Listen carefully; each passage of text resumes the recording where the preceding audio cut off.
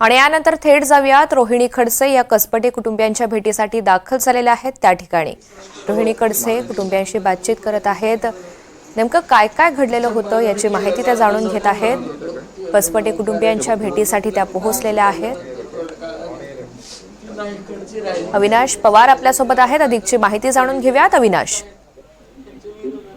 ऋतुजा, आता रोहिणी खडसे या इथे कसपटे कुटुंबियांच्या भेटीसाठी घरी दाखल झालेल्या आहेत। त्या कसपटे कुटुंबियांची भेट घेत आहेत। वैष्णवी सगवणेचे वडील तिच्याशी बोलत आहेत आणि आपण एक महत्वाची अपडेट याच्यामध्ये अशी द्यावी लागेल की वैष्णवीचं जे बाळ आहे त्याच्या कमरेला थोडासा स्कार दिसून आलेला आहे आणि त्याच्यामुळे त्याला दवाखान्यात नेलेलं आहे अशी माहिती त्यांनी आता दिलेली आहे। एकूणच आता ते 7 ते 8 दिवस बाळ दुसऱ्याच्या ताब्यात होते, त्यामुळे त्याच्याविषयीची चिंता जी आहे ती व्यक्त केली जात आहे। आणि एकूणच कसपटे कुटुंबियांशी आता रोहिणी खडसे या बातचीत करतायत आणि याविषयीची माहिती जाणून घेत आहेत।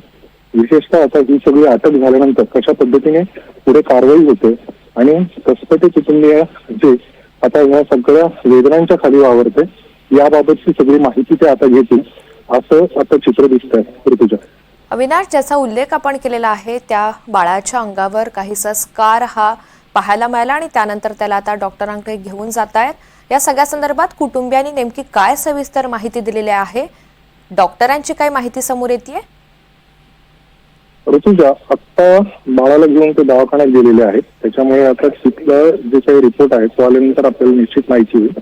मात्र सकाळी बाळाला जेव्हा कमरेवर अशा पद्धतीने काठसदृश आणि स्कार जेव्हा दिसला त्यानंतर निश्चितच याविषयी चिंता व्यक्त केली गेली आहे। ज्या पद्धतीने आपण पाहतो की निलेश चव्हाण यांनी फोर्सफुली या बाळाला आपल्या ताब्यात ठेवलं होतं आणि बाळ नक्की कुठे होतं याविषयीची देखील साशंका आहे आणि या सगळ्या पार्श्वभूमीवर आता हे सगळं प्रश्नचिन्ह उभं राहिलेलं आहे आणि एकूणच बाळाचा ताबा देखील आता कसपटे कुटुंबीय हे मागतायत, कारण बाळ तिकडे ज्या पद्धतीने ठेवलं गेलं आणि त्याची चिंता ही त्यांना लागलेली आहे। आजी आजोबा म्हणून त्यांना त्याची काळजी आहे।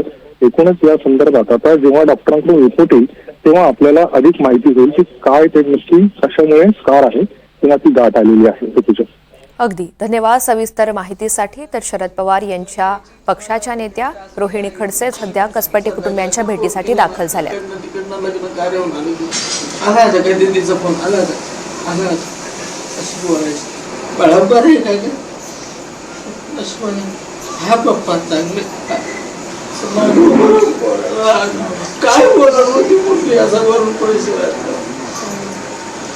काय आपण उलट बोलले किती कृपा